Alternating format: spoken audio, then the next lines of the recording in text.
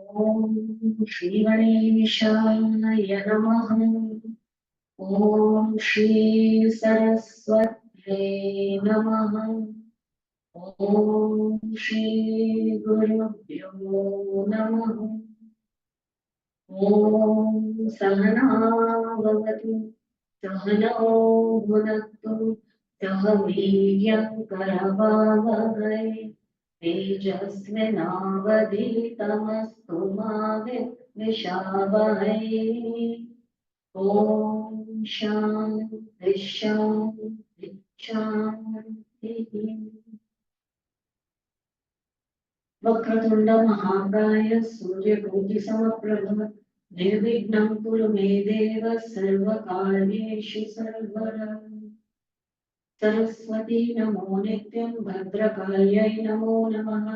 वेद वेदांग वेदांग विद्यासानेभ्य एव च सरस्वती महाभागे विद्ये कमललोचने विद्यारूपे विशालाक्षी विद्यां देहि नमोऽस्तुते। यदक्षरं पदं भ्रष्टं मात्राहीनं च यद्भवेत् तत्सर्वं क्षम्यतां देहि प्रसीद परमेश्वरी। अखण्डमण्डलाकारं व्याप्तं येन चराचरं तत्पदं दर्शितं येन तस्मै श्रीगुरवे नमः। अज्ञानतिमिरान्धस्य ज्ञानाञ्जनशलाकया चक्षुरुन्मीलितं येन तस्मै श्रीगुरवे नमः। गुरुर्ब्रह्मा गुरुर्विष्णु गुरुर्देवो महेश्वरः गुरुरेव परं ब्रह्म तस्मै श्रीगुरवे नमः। ॐ नमो भगवते रामाय कर्तुराज्ञया प्राप्यते फलम् कर्म किं परं कर्म तज्जनम् प्रतिमोदनो पतनकारणं फलमशाश्वतं गतिनिरोधकम् ईश्वरार्पितं नेच्छया कृतं चित्तशोधकं मुक्तिसाधकम् कार्यमुत्तमं पूजनं जपाश्चिन्तनं क्रमात् जगदीशदी युक्तसेवनम् अष्टमूर्तिदेवपूजनम् उत्तमस्तवादुच्चमन्दतः चित्तजं जपाध्यानमुत्तमम् आज्यधारया स्तोत्रसा समम् सरलचिन्तनं विरलतत्परम् वेदभावनात् सोऽहमित्यसौ भावनाविदा भावशून्यसार्थसुस्थितिः भावना बलात् भक्तिरुत्तमा हृत्स्थले मना स्वस्थता प्रिया भक्तियोगबोधाश्च निश्चितम् आयुरोदनात् हीयते मनः जालपक्षिवात् क्रोधसाधनम् चित्तमायवाश्चिक्रियायुताः शाकयोर्द्वयी शक्तिमूलका लयविनाशने उभयरोदने लयगतं पुनर्भवति no मृतम्।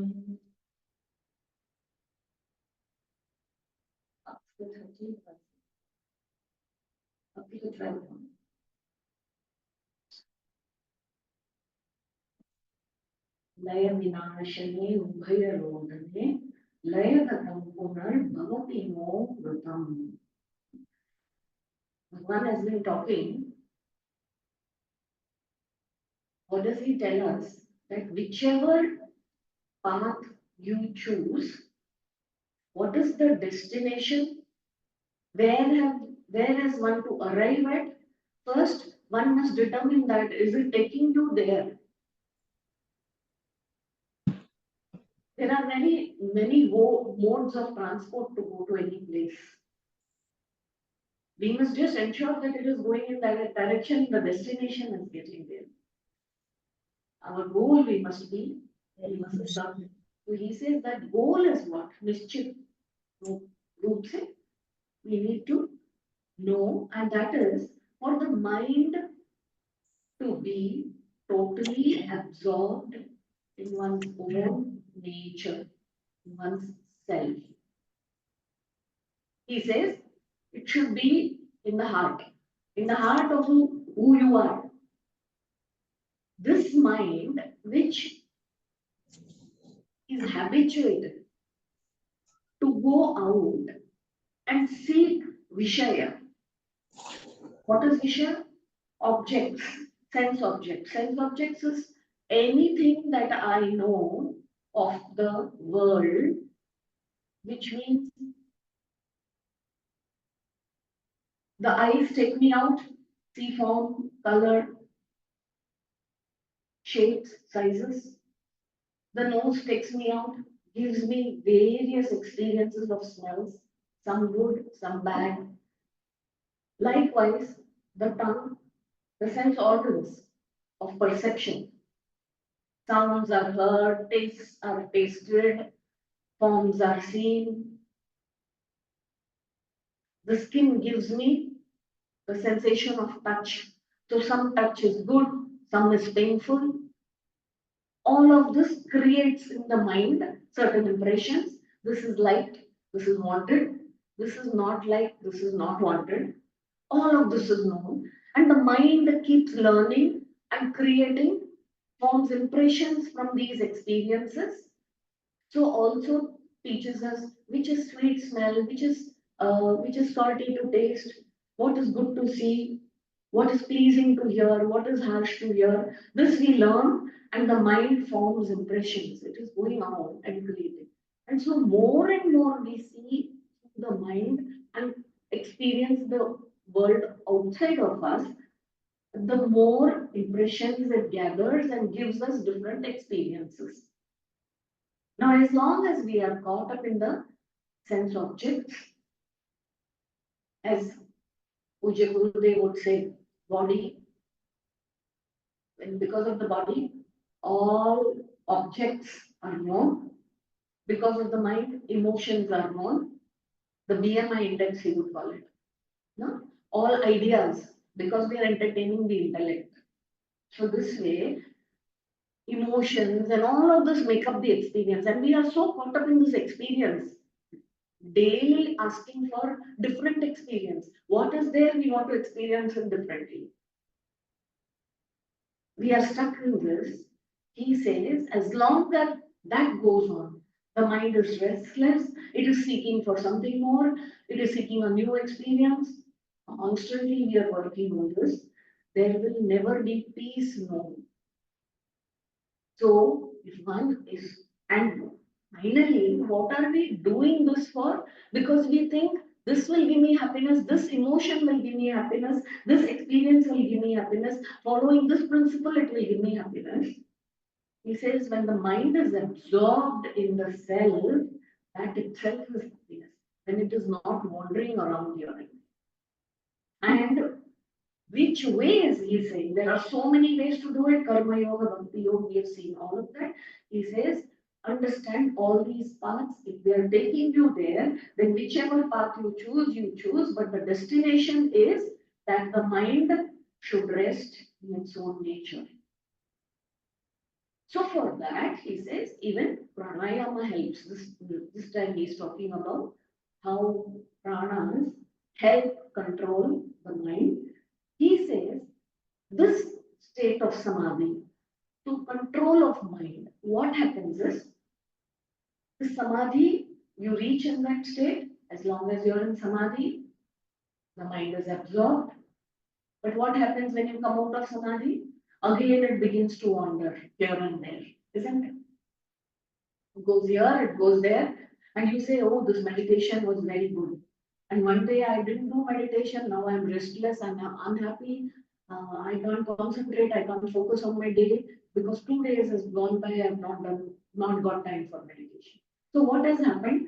This does not create, he says, according to him, from time to time you need to keep doing, practicing, but that does not allow the mind to go away completely. Restraint of the pranas helps the seeker to absorb the mind, but not its total annihilation. So he says, this absorption of mind, laya vinashane ubhayarodhane, and the destruction of mind, mano nasha and mano laya. Mano laya is samadhi sthiti, all rested. And many a times when you're not restless, you are listening to some good music or you're in nature, a sense of calm comes by listening to the sea, the waves in the ocean. And then you're in the jungle, greenery all around.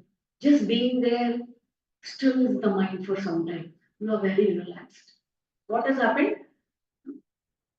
Absorption of the mind is happening. But the moment you have gone out from there, you say, this was so short-lived. Now going back to that mundane world, that routine of my daily life, drudgery, I don't want that. See, it has become. The mind has not remained in itself. That annihilation, he says, absorbed mind comes back, but never the mind that is dead. Layagatam punarbhavati. But namritam, the one which is absorbed in the self, it cannot come back again. See, what is he saying? Which is totally absorbed in the self. This self is who, what we must return. That means knowledge of the self is required. Knowledge of the self alone will take away the ignorance. Otherwise, simply practicing the mind to keep quiet is not enough. You get it? So this can happen very often. Some people are by nature very calm. So, a restless person looks at these calm people and they say, oh my God, I think they are all very ahead in Vedanta. They are so spiritual. They don't require anything. They are so calm. But then put them in a situation which triggers some kind of unease, discomfort, they will run away from that situation because they don't know how to handle it. And if kept in that situation for more than 2 days, they break. That means that calmness is temporary nature. It is not that which has realized itself and is now no longer coming back, returning from it. So this calm that you get, this is what we say upon self-realization. When Ramana once was told, he had a wound in his hand. And so, a great devotee of his told him, Bhagavan, you don't allow us to treat that hand also. You remember many years ago, you healed yourself. You had another wound. You managed to heal yourself. You have such a strong mind. It can happen again, Bhagavan. Why don't you heal yourself? So Bhagavan looked at his hand and we looked around here and there. He said, where is the mind? Where is the mind for me to use to heal this? And I don't know whether this is wounded or it requires healing. I mean, see, what was his condition? The mind is so totally absorbed in the self, he doesn't recognize these things as unwanted or the need to even change something.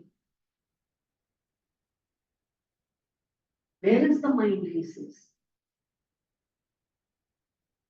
Like there was a Sufi mystic once.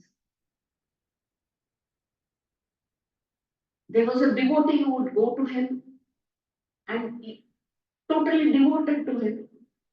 He was a seeker, earnest seeker.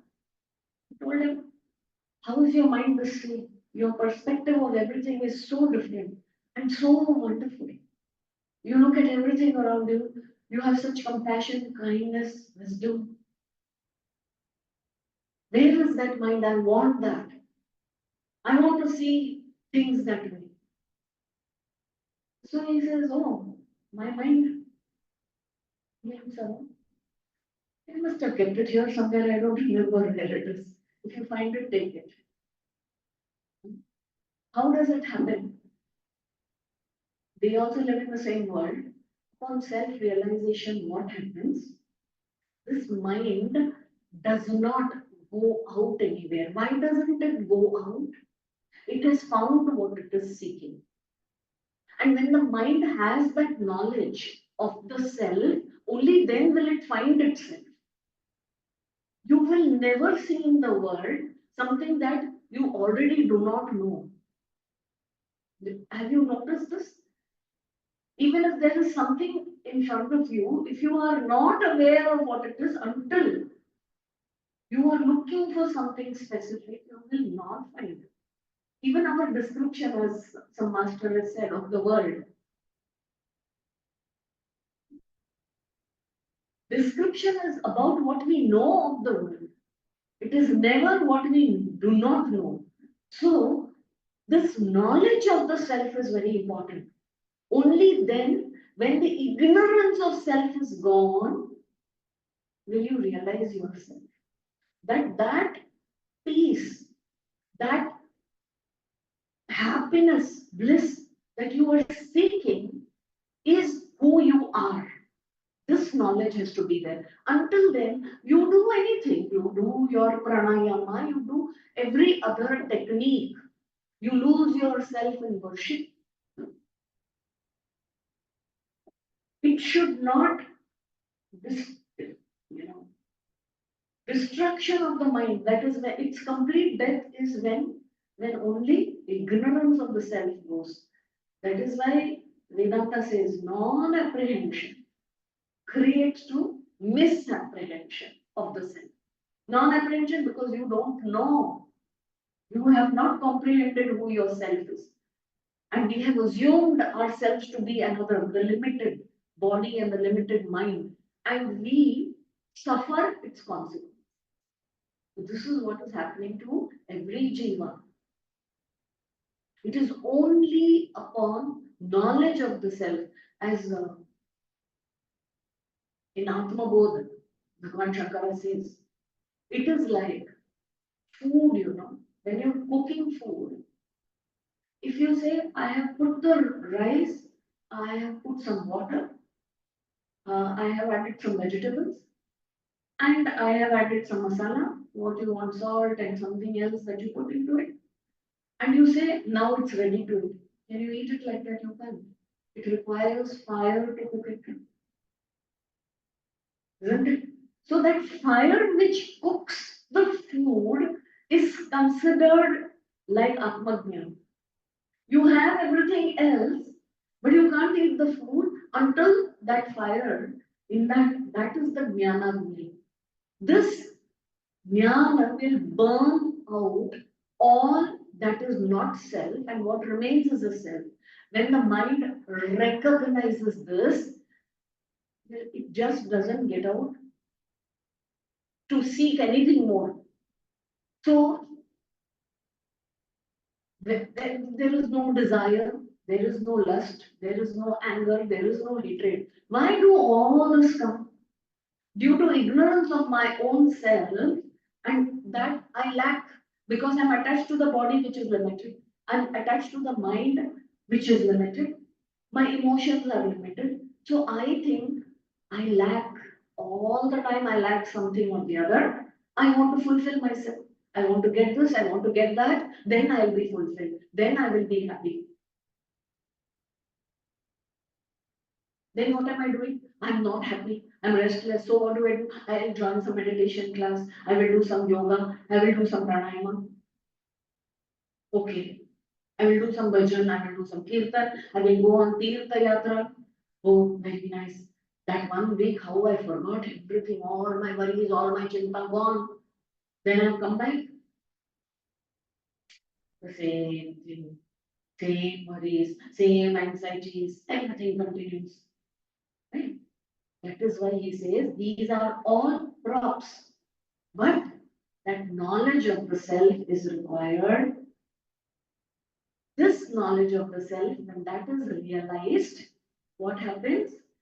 The mind is never denuded again.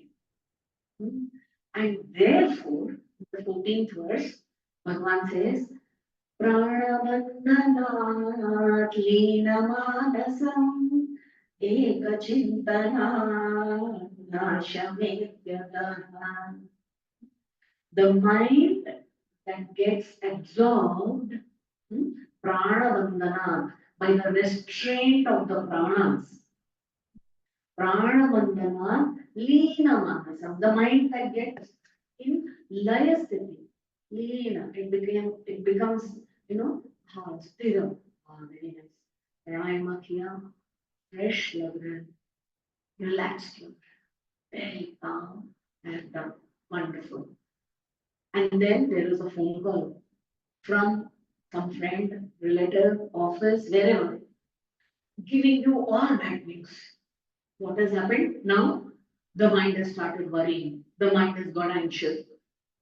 Now what am I to do? Next challenge. What is the next challenge? Why don't people understand? I'm getting angry. I'm not, what happened? Hey, you just now did pranayama. You controlled the mind with the help of the prana. What happened? Why are you not able to control? No, I have to sit for pranayama, but my phone calls are not stopping. I have my responsibilities. I have my duties towards all this, and they don't seem to understand so many things. So here he says, the mind, only for that time it gets in the last sthiti, but nasham will happen with only ekachinta. Ekachintana nashame iti adaha. That is, this absorbed mind will completely vanish. Only ekachintana. That is meditation, contemplation on that one. What is that one? That one which has no second, which does not become two, that which is non-dual, the one without a second, we say, no? You can't even call it one, of course, that comes later, the understanding. For us who live and experience world in the individuality, because here I am and here is my experience. See, anything that I experience, know, I know this object, I know my car. I am not that. The knower and the known are different, isn't it? So the experiencer and experience different. So I've experienced a situation, but experiencer is different from the experience. So now I need to find out who is this experiencer, who is going through all of these experiences. That is the one. And why is it called the one? This information we must have, this knowledge we must have. It is one without a second, which means it is the same in every jiva. It is the same in every being. It is not different. It is not that my Sachit Ananda Atma is different from another person's Sachit Ananda Atma. This realization must happen. This information, knowledge must happen. It must be contemplated upon. And you must recognize yourself as that. Until that recognition doesn't come, the other things can help the mind into that chintan. Hmm? All these apparent dualities must merge into that one. How will it merge? I am seeing red, blue, green. Where is it? In my mind. I am seeing, okay, so tastes are there, smells are known, different tastes, bitter, sour, salty, sweet is known. All this is known. There are many shapes, sizes, smells, touches, feelings, all that is there. It is known through the mind. This one mind is many thoughts made up of so many emotions, so many ideas. How is it known? Because I know when I say I am happy today, I'm unhappy today, I'm lonely today, I am on top of the world today, I'm feeling joyous, I'm feeling very calm today, I'm very restless today. These are all what? Different qualities of the mind, different qualities of the thought. Yet I seem to know all of that. Then, with the intellect, that is another quality of the mind. I am an atheist. I am a Krishna believer. I am a Shiva Bhakta. I am an optimist. I am a realist. I am such a pessimist.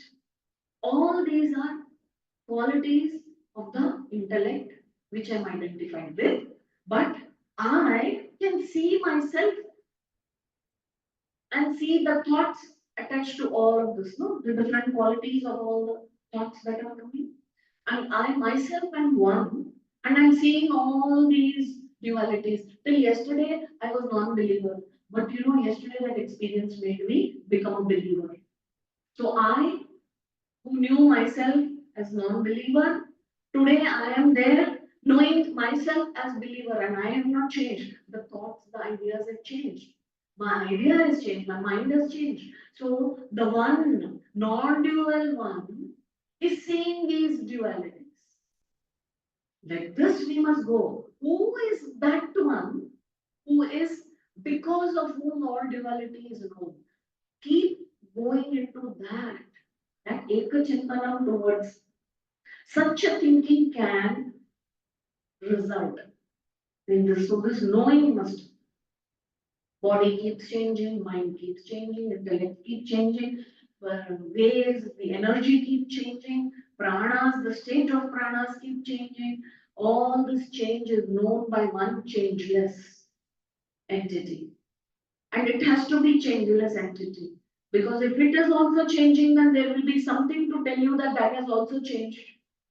The very fact that change is known, that means I was there before something started, and that something has changed now, and I am there after it has changed. Therefore, I can say this is not what it was. It is changed. I am changeless, therefore I can see the changes. So who or what is this changeless entity, which is permanent, which is non-dual, which is not changing? This is what Drisha Viveka in the first 5 verses Bhagavan Shankara establishes. So this way, Bhagavan Ramana is also telling that knowledge of that single principle. Every being calls himself I. Who is this I? Is this the one who is attached to the body, therefore thinks he's changing like the body? Is this the one I which is attached to the mind? Constantly the mind is changing, so I am also changing. Is it like that? No, the very fact that it is singular, it is non-dual, is able to tell you there is duality in the world, in perception, in sensation, in experience. Isn't it?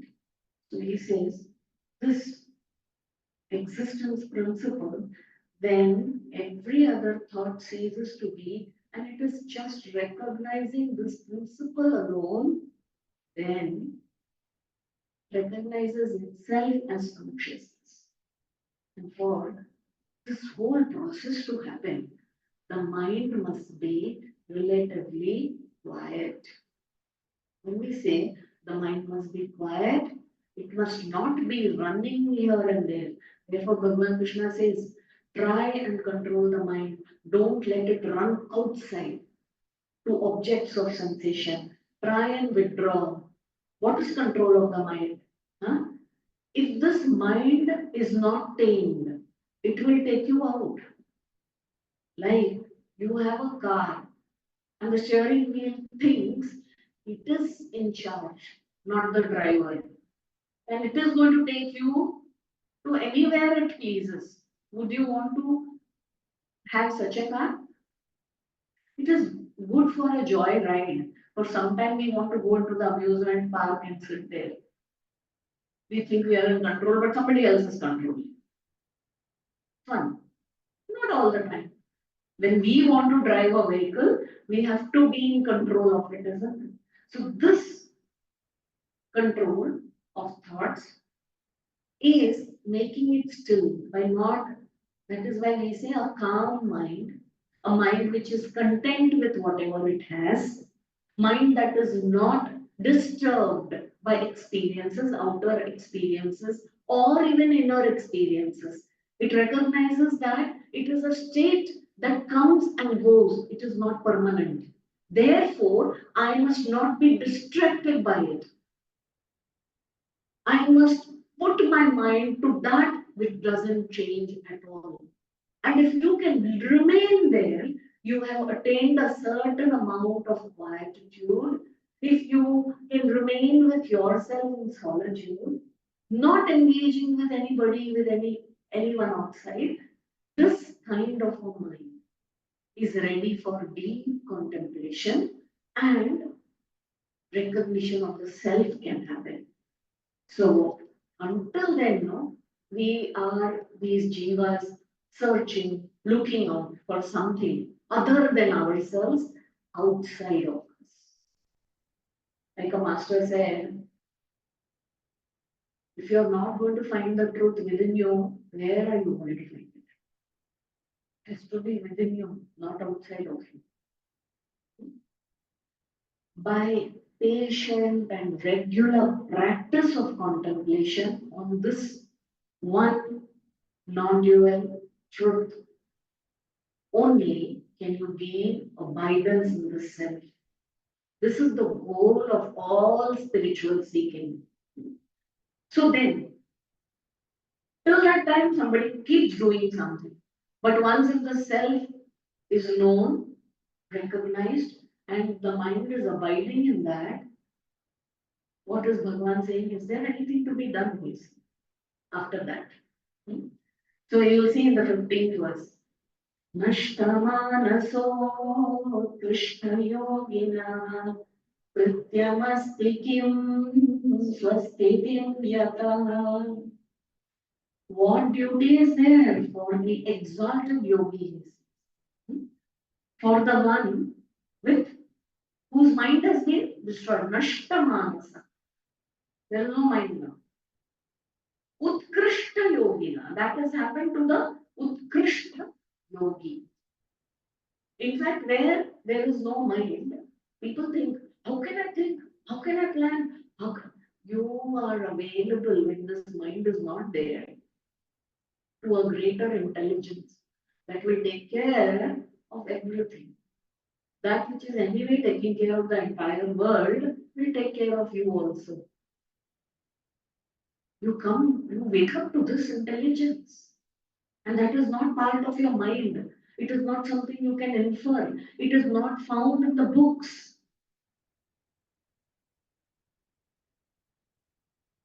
And somebody who is in sync with that doesn't have anything to do.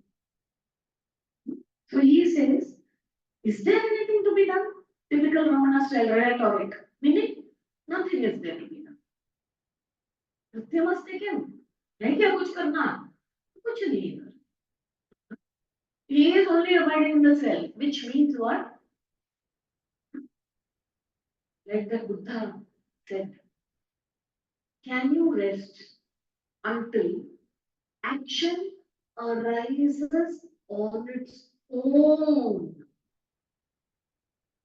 Not that these men don't do something. Some of them might just be sitting. Some of them will start walking. Some of them will start talking. But that is something that doesn't come from their mind. It is not planned. It is not, that action is not a result of their previous karma or conditioned mind. That karma simply comes as an expression of that consciousness. He acts from there, from the dictates of the soul, not from his mind. How are we acting? What is our daily activity? It is completely controlled and compelled by our mind and its qualities, our mind and our desires and our ambitions and our hopes, everything put together, all our experiences. And all of that has got to do with the past, all the information that we have collected. We are never really available to this intelligence, which is the presence.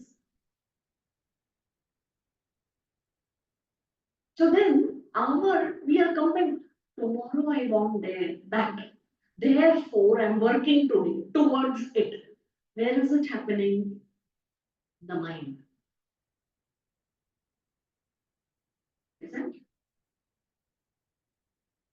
Because when you are awakened to that state, you will realize there is the Jagat. That's why realized masters say this. What world are we talking about?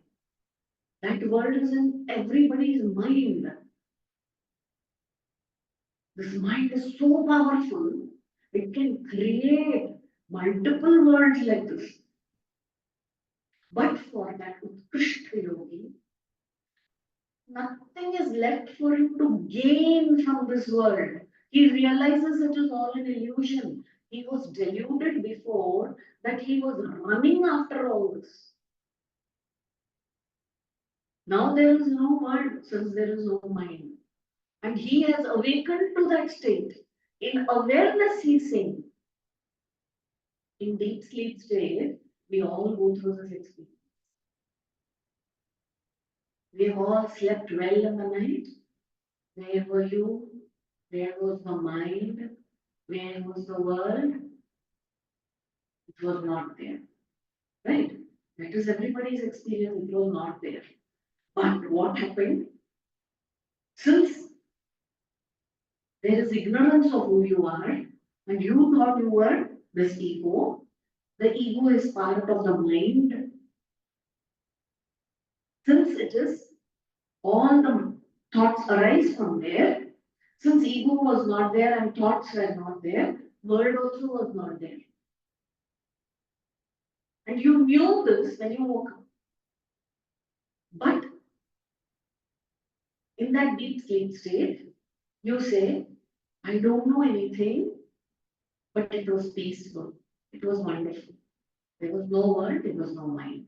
But this is like an afterthought. What happens to the yogi, Utkrishta yogi? He is completely awake, aware, and there is no world and no mind, no I thought. That is the difference. No world, ignorance, no world, happiness, first of all. Everyone enjoys the deep sleep. Why? I was not there, the world was not there. Enjoyed. And I look forward to that because without that rest, I cannot face another day. When I'm rested, I feel I'm charged for the next day. Now, this yogi is charged, full of energy, 24/7.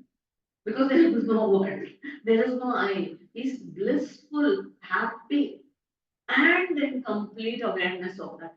That is it. And when he feels the need to act, as the command, kartura nyaya prapyate phalam, when that karta says move, he will move. And he realizes he is simply a puppet in the hands of that divine law. Things will work through him. He is not the doer. That is when you can say, things are happening through me.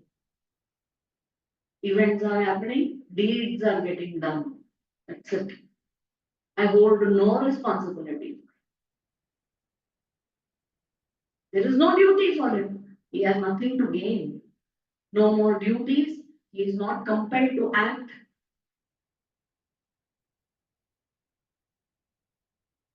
So, like he may act, it is not motivated by a desire. Oh, let me act and get some joy and happiness out of this. Gurudev once was asked, Gurudev, what will happen? Swami Chinmayananda was asked. Chinmaya mission is established. There are many centers. What will happen to it after you? So what did he say? He said, I don't care what is happening to it when I am here right now. What is this? He has not founded, he has not created, it has happened. Chinmaya mission happened. Out of what? Out of happiness it got created. He says, I did not build a Chinmaya mission, I did not found the trust because I want some happiness out of it. I am as it is, I am very happy. Out of happiness it has come. That is the difference between you and I. What are you all doing something for? To gain satisfaction. I did this and I'm satisfied. I did that and I'm fulfilled. But every action of mine is coming from the sense of fulfillment. It is coming from the sense of happiness. There's a big difference. It is opposite in nature. So this exalted yogi, selfless action simply pours out of him. Whatever he does is auspicious and it is only a contribution for somebody else. Whoever that person is. He could be a sinner, he could be a saint. That is why Sri Rama says, you come once, Sanmukh, you become. What? Because he is only contributing. It will only benefit you. If you become Sanmukh with such a realized master. His ego is destroyed totally. So here, whatever he does is as an expression of compassion and kindness and a contribution to the world. Even if he sits quiet, people will be benefited by it. If he speaks, people are benefited. If he performs some action, people are benefited. This is the beauty of the self-realized master. So see, where is it and what is it that we are looking at? Also here in the 16th verse, Bhagavan says, Drishyavaritam chittamatmanah chitvadarshanam tattvadarshanam. This way, when this mind, withdrawn from all the objects, sees itself as conscious. What has happened to the mind now? That which was running here and there, restless, absolutely, like Arjuna tells Bhagavan Krishna, Krishna, my mind is such, it is like a wild horse which has the force of this wind moving here and there. So restless, how do I tame it? The mind is this way. It will run here and there. This object, that object. That is why um, the symbol is symbolic. Ganesha's vehicle is considered Moshaka. Moshaka is the mouse. How is the mouse? Have you ever seen it sitting in one place? It's always restless. It will run here and there, and it's so fast to run you can't catch it. Your mind is already gone before you can catch it. It has already landed to some object and it is already lost in that object. And you say, no, no, no, I don't want to get lost in that thought. I want to pull it back here. It is not focusing on the work that is to be done. Somehow manage to get it, put it there. It is again drifting somewhere else. Why should you do this work? Is this what you're meant for? You're meant for doing something else. And it's not happy where it's doing. So see, so difficult to tame it. And who? Bhagavan Ganesha has tamed it and it is at his feet. Simply looking, lost. in the self who is Ganesha. Ganesha is the symbol of that Paramatma, Parabrahma Tattva, Omkara Pranava Swarupa. At your service, Lord. Not moving. And it will move. When Bhagavan wishes to move, if the mouse, get ready. Start.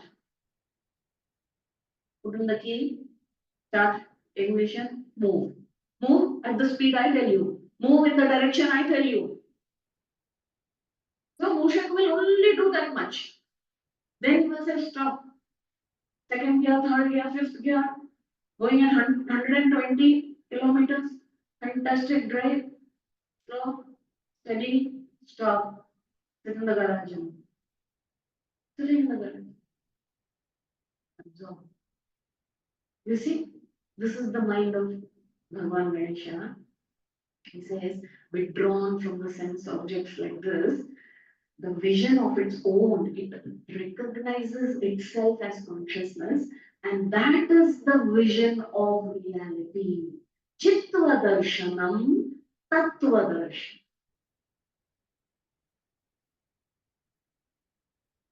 The very thing that it has recognized and seen is that tattvam. There is nothing beyond this.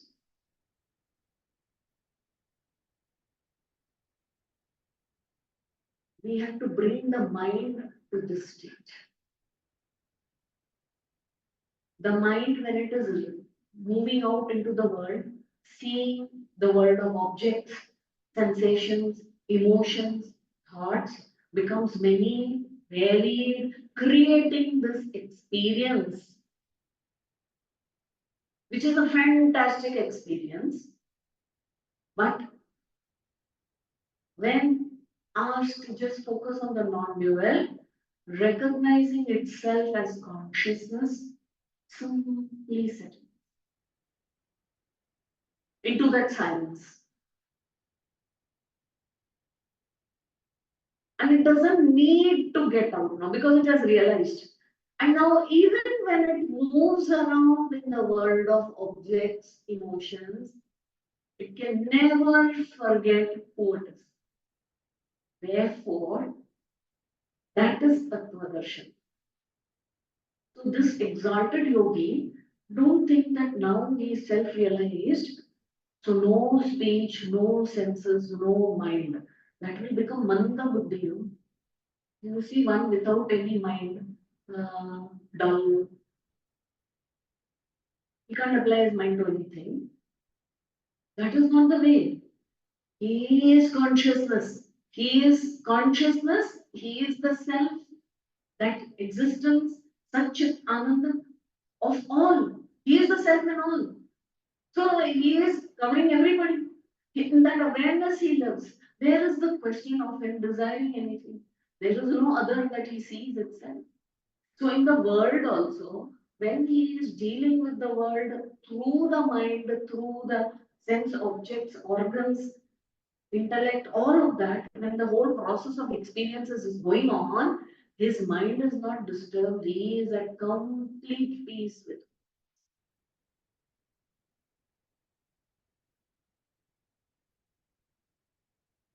This is his state. Not that he is living in a different world. And we say, oh, realized masters, they should be in caves, they will be in monam. Then they are realized. They should be like that, no? They can't be talking. They are doing everything else. They are eating also the same food that we eat. The same food is served to them, dal chawal will be served, they will eat. They also taste, they know that the dal has no salt. They know that, oh, the dal is made with good in it. They will know all this, completely aware. If needed, will say. If not needed, just keep quiet. No disturbance because of that.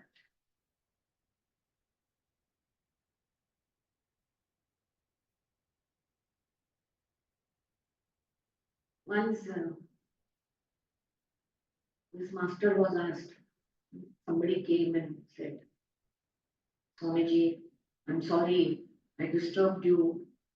Maybe I upset you. Something. He must have committed a mistake or something. Swamiji just looked at him and said, You think you can upset me? Who is upset about it? Oh, you must be so disappointed. I've never made an appointment with future. There is a question of disappointment. This is our projection because we are completely lost in this. This we project onto the self. This is the same thing we are doing with ourselves also. I am upset. I am disappointed.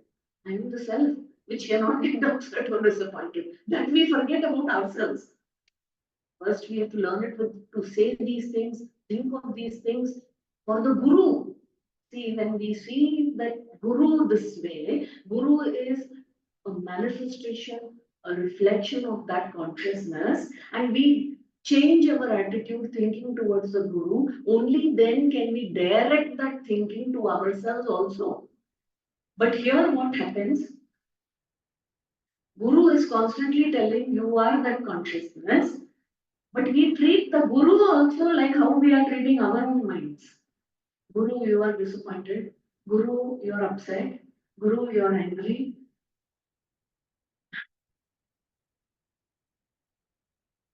Any disappointment shown, it is for you to see something. Any anger shown, it is for you to see something. Right? The Guru can only be like a mirror to show you who you are. So one must stop. This is, see, this sadhana, the spiritual practice, one step at a time, you come to discover, you come to recognize certain things, and you must allow for that to happen. Don't think, like I have told you, one verse will lead you. Yesterday I was on 16th verse, today I'm on 17th verse, I've already accomplished. No, we are just trying to understand this. How to bring it into practice is a whole different ballgame. It's not easy. Mentally, intellectually, you have understood. Isn't it? So where is the question? Do I wake up every morning and say that I am that self? Aham Brahmasmi.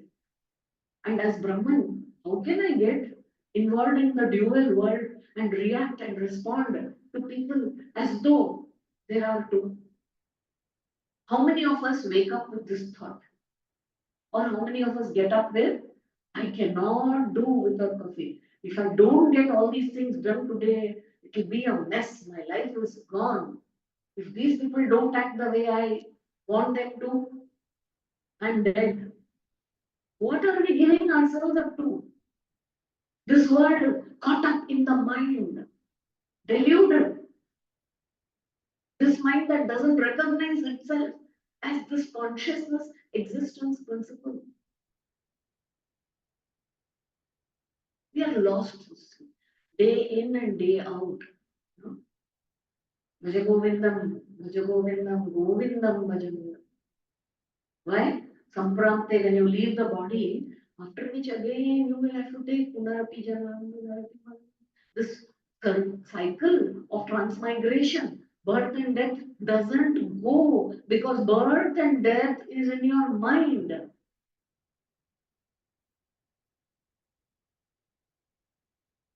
This mind has not come to withdraw from all of this,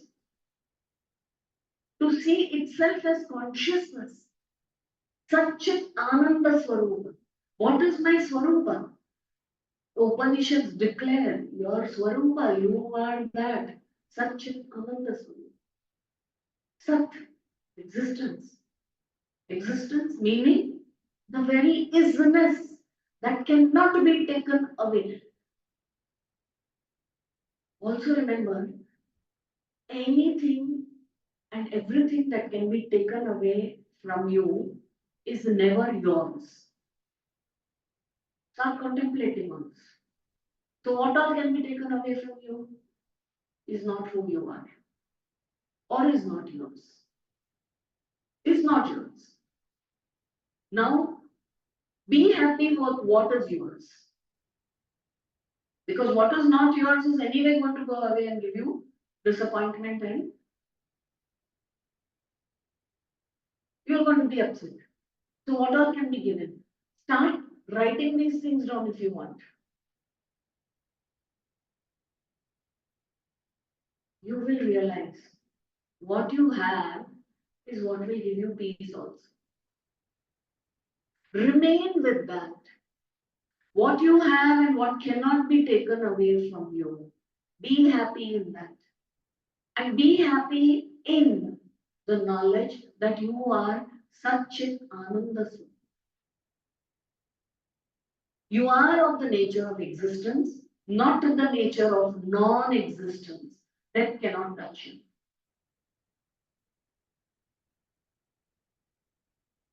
Oh, it cannot touch me? Okay, okay, I heard. And then I go to the hospital to visit somebody and I'm very depressed. That person is very sick. I have forgotten. Death cannot touch me. That means it is not deep enough. We have not contemplated on it deep enough.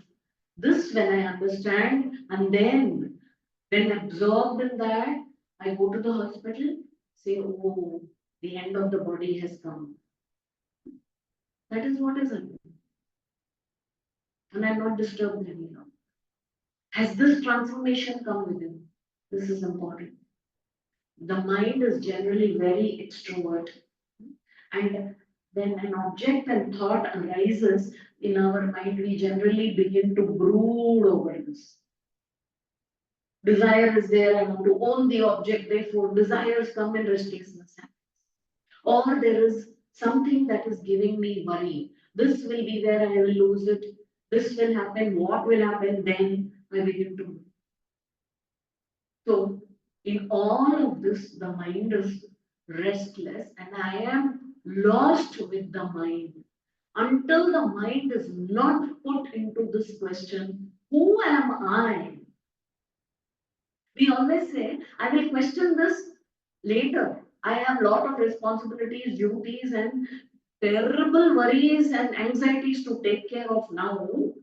I will come to it after retirement. I will come to it when I am ready, when I have no more desires in the mind. But Bhagavan Shankara says there is never a time when there is no desire. Even in the deathbed, the desire is, can I have second opinion? Can I call another doctor? Can I call my son and find out what is he doing about the property? Can I inform this one that I have one watch and a diamond lying somewhere which who will take care of it? This is my worry. Where am I thinking of? Where am I leaving this body and going next? Isn't it? No. We have spent a lifetime over things that we are anyway going to leave and go. This is the so vision of reality, consciousness being that reality. Huh? This mind, if it can come to recognize that, huh? Chittva darshanam is tattva darshan. The vision of reality. Darshan is the vision that you have of tattvam, the truth, the essence of our being. That we say, this is what we are seeking is tattva darshanam. That is that tattva. So this experience can be called.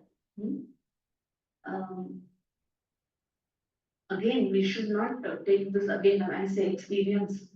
We can't take it like an experience of I had experienced snowfall yesterday. Huh? So when snowfall is not there, it is gone. That experience is gone, and that experience is like a memory. Yesterday, then after 20 days, the memory that I had gone through that experience is there. How it felt, I have forgotten. It is not that kind of experience. The experience of the vision of the truth is not like a vision. I've seen something and it is gone away. I had a vision. I had a dream. I saw Shiva in my dream. Not like that. This is when that vision or realization has happened. You have entered into it. Brahmavid Brahmaiva Bhavati. You have become that. Now there is no going away from it. You cannot say, I know Brahman. I have experienced Brahman. That means you and Brahman are again, you are putting it in duality. I have experienced Brahman, Brahman is other than me and I have experienced. Cannot be. So really you cannot speak of this. Very often, even Buddha did speak of this because he was trying to tell people, this is the experience that comes out of that silent, receptive mind. Like Dakshinamurti, sitting in front of Jnanis who are silent. He transmits this knowledge which is to be got in essence in silence. Silence is when the mind is receptive and quiet and contemplative. All you need to do is just sit quietly and it arrives. Buddha was trying to do that. But what happens is people who are knowledgeable, people who want to escape this fact, seek that knowledge, intellectually. So when that knowledgeable mind is not satisfied with that silence, it says Buddha was silent, he didn't say anything. Buddha was all the time a transmitter of that knowledge only. That is why Dakshinamurti said Mauna Vyakya. And people understood. Who are the ones who understood this Mauna Vyakya?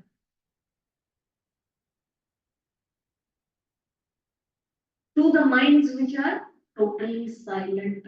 That is why in Vedanta Vichara it is said Shravanam, Mananam, Nididhyasanam. Shravanam, so that the intellectual mind has heard about it. Then whatever puzzle happens, intellectual question answers, doubts are removed in Shravanam and Mananam. Till that time, the Acharya, Vedanta Acharya will lead you. Further than that, you have to sit in meditation with that silent mind which will come to recognize the truth in Dhyana. When totally withdrawn from the world, but completely aware and knowing of the state of the self. This knowledge of Atma is there. How the Atma, that is why Vedanta teaches you, helps you recognize the nature of this Atma. The more and more you have gone into this Atma, what has happened? You have become that. This abidance of mind in its own nature of consciousness is vision of reality. Chittva darshanam, tattva darshanam. Okay? So till here, Bhagavan has told us about the various ways to understand and come to recognize this goal, and he has shown us the different paths that lead us to this recognition of consciousness as yourself, and that is realization of truth. After having said this, now from the 17th verse onwards, what we see is a super, very direct approach of Bhagavan Ramana himself, because see, every guru can show you the path through which he has walked, traversed and arrived at this, isn't it? Somebody has done bhakti, somebody has done yoga, Patanjali yoga, somebody has done kriya yoga, raja yoga, karma yoga, and come to recognize this. Bhagavan shows which path he took. His mind was already very pure, singular contemplation was easy for him. That is where he started. And so he says, in this very direct, he says, forget about anything else, directly inquire into the nature of mind. You will realize, he says, there is no mind. Now, this is very, very, we wonder how we made this statement. From here, the 17th verse onwards, we will hear Ramana's path. He says it's very simple, very direct. For the ones who are very ready, it is like Dakshinamurti in silence and his devotees, disciples, having understood without doubt, come to recognize this in clarity. Like that, he begins his discourse. So the next class, we will see from 17th verse. Very beautiful. Manasam tu kim margane krute, in the path of inquiry. This is the path of inquiry. He says, Manasam to Kim, okay, we are all talking about mind. Restriction of mind, everything we talked, whichever way. Naiva Manasam Marga Arjavat. He's saying in a straightforward approach, there is no mind. How we have to use our mind to understand this now. We will do that in the next class. Hmm? How has he come to even say this? And he says that's a very direct approach. This is the approach of Sri Ramana. Om Purnamada Purnamidam Purnat Purnamudachyate Purnasya Purnamadaya Purnameva Vashishyate Om Shanti Shanti